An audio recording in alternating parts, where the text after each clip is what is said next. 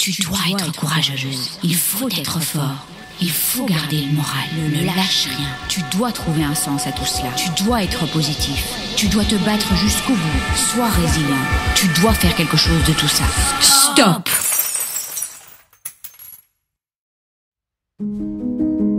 Et si on brisait le cercle de ces injonctions incessantes?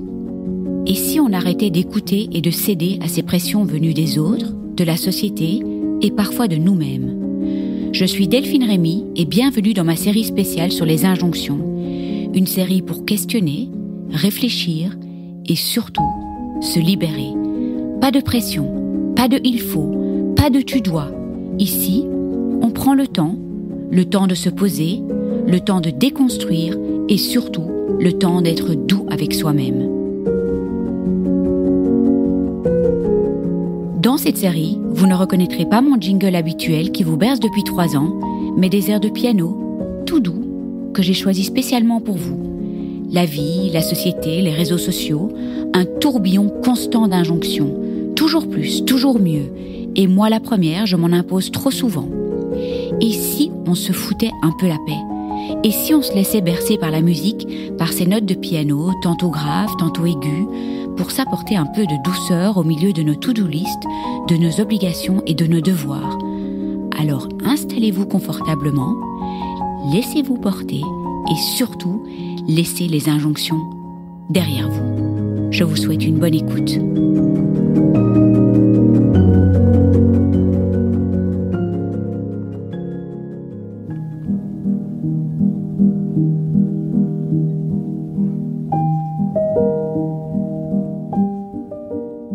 Pour cet épisode, j'ai choisi un morceau qui s'appelle Ballerina. Ce morceau est une invitation à la légèreté et à la liberté. J'entends les petites notes qui dansent comme des plumes dans l'air, aériennes, presque effleurées par une brise douce. Il y a une sensation de suspension, comme si le temps s'arrêtait juste assez pour savourer l'instant. Ce choix, je l'ai fait pour accompagner ce thème, prendre du temps pour soi, mais à sa manière. Un moment qui ne ressemble à aucun autre, parce qu'il est à l'image de chacun.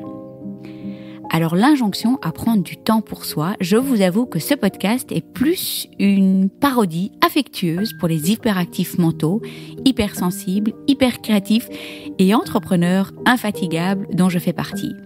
Alors vous connaissez cette fameuse phrase, n'est-ce pas? Tu devrais vraiment prendre du temps pour toi, souvent suivi d'un « tu travailles trop », ce qui m'énerve au plus haut point parce que c'est trop par rapport à quoi? Et aussi, c'est sous-entendu, tu ne devrais rien faire et te reposer. Ah, ces mots bien intentionnés, soufflés comme une douce brise d'été.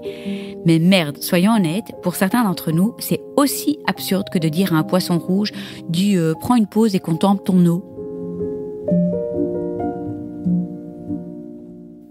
Si on regardait du côté de la vision stéréotypée du temps pour soi, quand on parle de prendre du temps pour soi, l'image qui vient en tête est souvent très universelle. Un hamac suspendu entre 2 cocotiers, le chant des oiseaux en fond sonore, peut-être une cascade lointaine. Bref, la carte postale parfaite. Mais voilà, si ça marche pour certains, pour d'autres, cette injonction sonne totalement faux. Pour les hyperactifs mentaux, les créatifs passionnés, les entrepreneurs infatigables, cette vision du repos est en fait presque stressante en fait. Pour les hyperactifs mentaux, les créatifs passionnés ou les entrepreneurs infatigables, cette vision assez stéréotypée du repos est en fait presque stressante. Pourquoi faudrait-il que le temps pour soi soit un copier-coller d'une retraite zen? Pourquoi devrait-on tous méditer en mode « Aïe » ou faire du yoga au lever du soleil pour se sentir bien?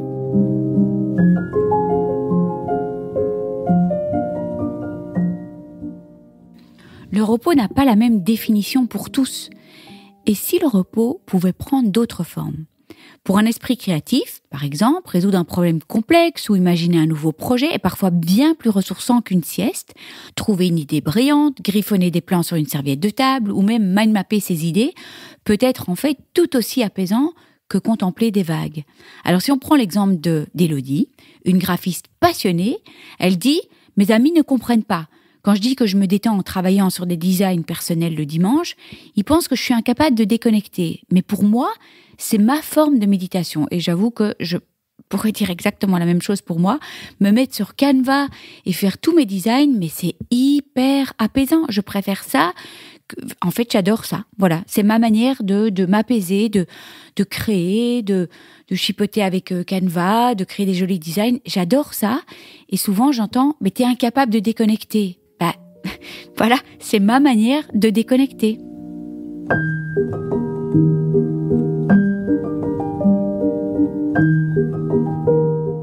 Après tout, chacun son style de détente. Alors, faisons un pacte. Si on redéfinissait le temps pour soi, si pour vous, ça signifie plonger dans un livre de développement personnel, coder une nouvelle application ou cuisiner une recette expérimentale, alors faites-le sans culpabilité. Trouver son équilibre dans l'action, c'est possible aussi. Et c'est même libérateur pour beaucoup. Si on prend l'exemple de Maxime, qui est un entrepreneur, il dit « Pour moi, la randonnée est ma thérapie. Pas besoin de méditer immobile. Je réfléchis mieux en marchant des kilomètres dans la nature. » Son temps pour lui convient parfaitement bien.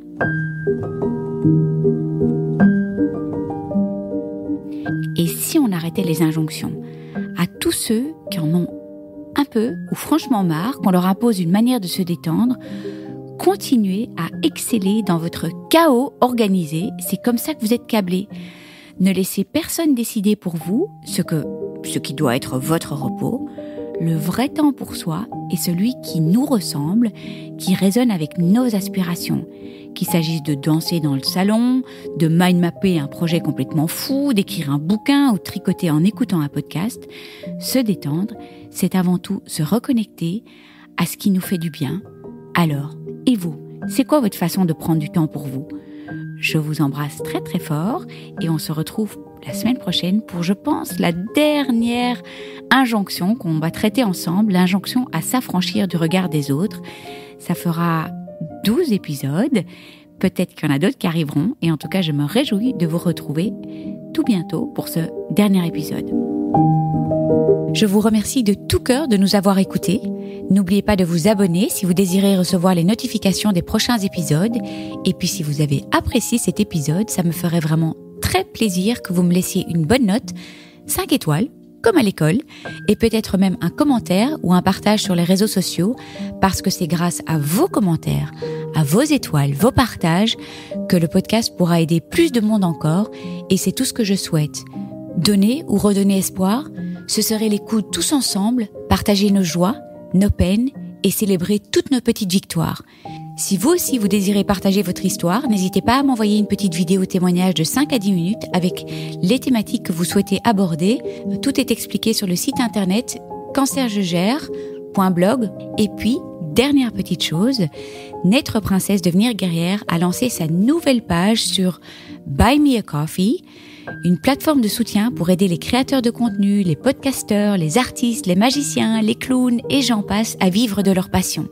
Comme vous pouvez l'imaginer, le podcast représente un énorme investissement en termes de temps, de travail et de moyens. Un effort qui m'est évidemment rendu au centuple grâce à tous vos mots doux, vos écoutes, vos commentaires, vos encouragements et j'en passe. Et pour tout cela, merci du fond du cœur. Mon intention aujourd'hui est de pouvoir rendre le podcast pérenne et qu'il puisse s'autofinancer. Alors recevoir le soutien de mes auditeurs serait le plus beau des cadeaux. Un petit montant, 1 euro, 2 euros, 5 euros, peut faire une énorme différence. Si vous désirez me soutenir, toutes les infos sont dans la description de tous les podcasts et sur mon site internet. Et je tiens vraiment à dire que la gratuité de mon podcast est et restera ma grande priorité quoi qu'il arrive. Je veux qu'il puisse aider le plus grand nombre, peu importe les moyens. Je vous embrasse tous très fort, prenez bien soin de vous et je me réjouis de vous retrouver la semaine prochaine.